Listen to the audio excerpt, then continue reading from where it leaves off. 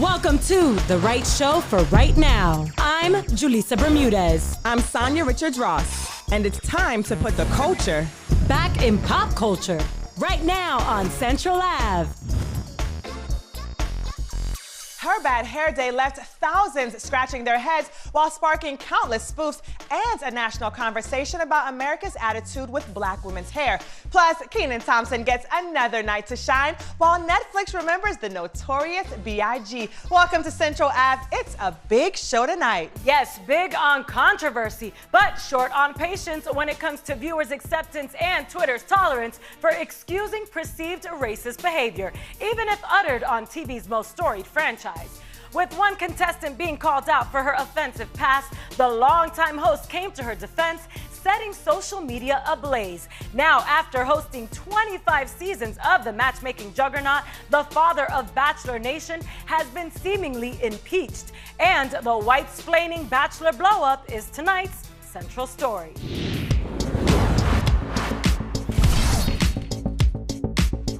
My guess? These girls got dressed up and went to a party and had a great time. They were 18 years old. If I went to that party, what would I represent at that party? You're 100% right in 2021. That was not the case in 2018. Again, I'm not defending Rachel. I just know that, 50 million people did that in 2018. How would you describe that interview? The interview was highly defensive, highly controversial now that it has exploded. And they were just supposed to talk about the episode from the night before. She asked Chris what he thought about those photos, and he just let the floodgates open. The woke police is out there, and this poor girl, Rachel, who has just been thrown to the lions. 13 minutes of The Bachelor host listing reasons to offer grace to current contestant and frontrunner Rachel Kirkconnell in the aftermath of multiple racially insensitive moments from her past resurfacing. Guys, it's not really that woke that we're here. The event in focus was a Georgia College Old South party, a former tradition of the Kappa Alpha fraternity, as they were banned by the organization nationally in 2016. Executives in charge are being held accountable. Variety's senior correspondent Elizabeth Wagmeister says that while Harrison announced that he will be stepping back from hosting for an undefined period, only time will tell if he's permanently off camera. The world is watching, and this isn't a time where things are swept under the rug. While there are many viewers who are incredibly upset with him, we also have to realize there are millions and millions of fans who love Chris. As for Kirkconnell, within her apology was, quote, "I was ignorant, but my ignorance was racist." She also shared the joint statement from the 25 women on her season who identify as BIPOC, which denounced any defense of racism. The very country that we live in is built and runs on racism, not Duncan. Michaela Bartholomew, co-host of podcast The Blachelorettes, went viral with her response to the extra interview. What has the feedback been, Michaela? The feedback has been both and, very much two sides of the coin that is America. I have gotten death threats. No. Oh, for sure. It's been so terrifying that I pulled myself off of social media for the last few days. A fan of the franchise, Michaela recognizes that of Matt James's current cast, 78% identify as women of color, the highest ever by far, but is casting enough? So no, they're using diversity essentially as a trope, as a check mark. They had Maggie, who is a black woman from Ethiopia with a PhD. When you do see her having a conversation with Matt, it's like a joke, right? That just reinforces different tropes that already exist in the mainstream for black women, right? The person who is not actually desirable because you just have to be a friend. At its core, The Bachelor centers what it does on white culture and white people. NPR's TV critic Eric Deggans says the band-aids applied so far to fix the lack of inclusivity have clearly failed. What I think The Bachelor has tried to do is diversify the show in appearance without changing its central ethic. Hi, I'm Chris Harrison, and no, I'm not The Bachelor. The face of the franchise for 18 years, now a petition to have Chris removed permanently is collecting signatures, while those chaperoned by him on the show react. It was a really eye-opening conversation, and I'm really, truly disappointed. Tayshia Adams, the most recent and first biracial bachelorette, had important conversations during her season that Bachelor Nation had never seen before. Hearing people yell like Black Lives Matter is just like, it hit me more than I realized. And those are conversations that normal relationships have. So I love that it's being displayed, and I love that we had them because they're real. Not only has Chris Harrison hosted 25 seasons of The Bachelor, he's also hosted 16 seasons of The Bachelorette and 6 seasons of The Bachelor in Paradise, bringing his net worth to over $16 million. So this isn't a gig you want to lose. However, I know a host, and at that rate, I am willing to moonlight and fill in. Now that's a rose ceremony I would watch. And also on my must-see list, a new groundbreaking documentary about the notorious B.I.G. But first, Mary J. Blige's co-stars are singing her praises in tonight's traffic jam.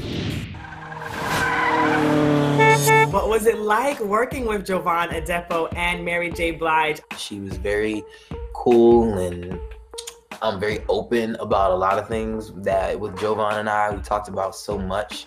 And I was like, oh my gosh, I'm talking to Mary J. No, I had enough of this proper channel. Talk about a teenaged acting fantasy becoming reality. The traffic jam caught up with 17-year-old Jahi Diallo Winston, who co-stars with Oscar nominee Mary J. Blige and Jovan Adepo in the modern-day Romeo and Juliet thriller Violent Heart. I purposely did not want to read the book. If you didn't walk around with your nose in your phone or in a manuscript all day, you notice there are men everywhere. The traffic jam finds actress and singer-songwriter Carrie Hilson dropping tea to Jaleesa about switching gears and starring as one strong and determined lady boss in the TV One film Don't Waste Your Pretty, which is based on Demetria Lucas's best-selling relationship guide. How do I find this magical man? She's lonely, but she doesn't allow herself to have any room for love. Biggie blew up overnight. You have no origins for what rap planet this guy came from. Spread love, it's the Brooklyn way, son. If you don't know, now you know. The traffic jam hits the brakes for the newly dropped trailer for Biggie, I Got a Story to Tell. The Netflix docufilm, which drops March 1st, features rare footage from Biggie's rise to stardom, as well as personal interviews with his mom. I was happy that he was making something with his life. Still so much love out there for Big Papa. Setting a reminder so I don't miss that one. And coming up, we put some much deserved respect on Kenan Thompson's name. I gave y'all trapped in the closet. Feeling on your booty. Age ain't nothing but a number. Welcome back. That was the comedic genius of Kenan Thompson. After proving himself every Saturday night for 18 years, the family-friendly funny man is now stepping into a spotlight of his very own and receiving the respect he undeniably deserves. Now we go inside Kenan's coronation, the crowning of a new king of comedy. I think the audience will be attracted to me. Kenan Thompson's not wrong. Black Jeopardy, the only TV game show where the audience is in church clothes. After 18 unprecedented seasons on SNL, the longest-running cast member to date, could the funny man finally be getting the respect he deserves with his own self-titled NBC sitcom Kenan? We're live in 5. In Kenan's first primetime sitcom, he plays an Atlanta-based newsman. Good morning, Atlanta. I don't care who you slept with, as long as you wake up with Kenan. That's right. And widower with a set of adorable twins and 2 sidekicks, SNL buddy Chris Redd and the legendary Don Johnson. Thought we had a break-in. And what were you gonna do, give him the phone? There just isn't anything that he can't do. A lot of people call him the MVP. He sort of is a perfect alley-oop for everyone else. In Variety's Kenan cover story, senior editor Michael Schneider lays out why even if Kenan's a hit, Thompson's SNL days may continue. Lorne Michaels is not well known for keeping cast members around too long, but he hasn't been ready to let go of Kenan, and that's partly because he has become a good luck charm, and he's so embedded now in the DNA of the show. In fact, his popularity lit up Twitter back in December 2019, when after Eddie Murphy hosted, this image was posted of Tracy Morgan, Dave Chappelle, Eddie, Chris Rock, and Kenan. But fans noticed Kenan at one point was cropped out. The backlash was swift, with this tweet saying it all. I don't see Kenan though. Kenan should be front and center because he's meant more to SNL than those other actors have because he's been there the longest. The book's too tiny for my giant hands. That's very important for Kenan to maintain that sort of reputation, to be family friendly. Yeah, this is most definitely a family show. I mean, I think I've had a family approach to my career. Always keeps it clean and always hilarious. All right, coming up next, social media's main attraction that kept us stuck to this story like glue. The black hair business is a $9 billion business. One of these can run you $5,000. Well, I have a layaway plan, so you can lay away the wig. That's right. Welcome back. That was Chris Rock's take on the world's bewildering fascination with black women's hair. For some reason, in its natural state, it sparks jokes, judgment, controversy, and even career-threatening pressure to straighten its kinks and curls. So when a Louisiana mom hashtagged Gorilla Glue Girl mistakenly took the most extreme measures to achieve a super slick ponytail, mass media weighed in at epic proportions. Now Central Ave investigates black beauty warfare, the world versus black women's hair.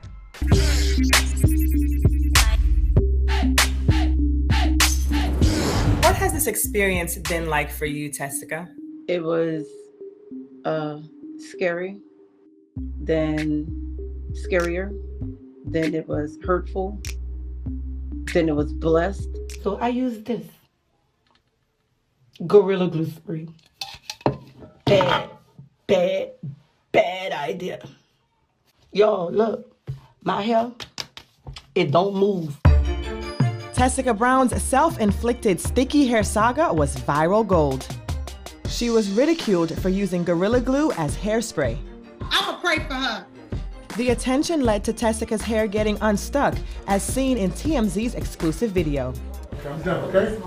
Thank you so much. You're welcome. What was the most hurtful part of the experience? Comment. Did you find that most of those comments came from people within our community? Yeah, it pretty much was dumb what I did. Before I even put the video out, I knew it was gonna be some backlash. But for people I don't even know, that don't know me, that's where the hurt came in. And when it comes to their hair, black women are no strangers to hurt. I was heartbroken for her. I think it really spoke to this larger issue of how, as black women, were often made a spectacle of, and I could see that she was really in pain. Trichologist Dr. Williams treats hair and scalp conditions. There are a lot of Tessica Browns that are out there, and they're sitting in the chairs of hairdressers around the world. We choose hairstyles in order to fit into this idea that the hair has to be sleek, that it has to be straight. R&B singer-songwriter Sevyn Streeter, who just dropped a new single, Guilty, featuring Chris Brown and A$AP Ferg, really feels for Tessica. Because I understand the place that it came from. When we trying to get this hair together, sometimes we be like, well, let me just try something. You know what I mean? And with the physical hair damage comes negative cultural beliefs about black hair, often perpetuated by black people. Do you find it strange that people comment on how you appear so much? No, because I'm an African-American woman and there is not enough time on the show to explain hair issues. Think about it. White brothers and sisters get up in the morning. This is the hair I'm born with. This is the hair I go to work with. Black people get up in the morning. This is the hair I'm born with. This is the hair I go to work with. And they have been stigmatized. With so much stigma, several states have passed laws like the Crown Act, barring discrimination against black people's hairstyles in workplaces. A 2016 study confirmed that black women's hair is most subject to bias, and it shows up in the culture. I bet your hair braided just like that up under that wig. There's a lot of self-hatred in Black America, and it comes out sometimes through our comedians, sometimes through our rappers. Rappers have infamously said, I don't like dark-skinned black women, I like light-skinned black women. One is able to have one's preferences, but don't pretend that they are not politically shaped and informed. Do you have any experiences as a young black woman growing up where you didn't feel good about your hair at all? Yeah, when I was younger. It was, they had the curl, but it was like thick. And I wanted to even cut some of my hair out the middle just to make it thin. ABC sitcom Blackish devoted an entire episode to Black women's hair. What's really going on? I didn't know this decision was gonna be so hard. There is no such thing as a wrong choice. And despite what the world tells us, all black hair is beautiful. And in the aftermath of her ordeal, Tessica seems to have a new perspective. At this point, I feel like I'm not my hair. If I would have had this attitude a month ago, I would have left out the house without spraying the stuff on my head. You know, the little flyaways, that would have been okay. Definitely a conversation that needs to continue. But unbothered by outdated beauty standards, unapologetic stars like Lupita Nyong'o, Viola Davis, and filmmaker Ava DuVernay are sporting their natural hair on red carpets and magazine covers, while Gen Z stars like Chloe and Hailey are always keeping it real. And we'll be right back with tonight's major central moment. Got him.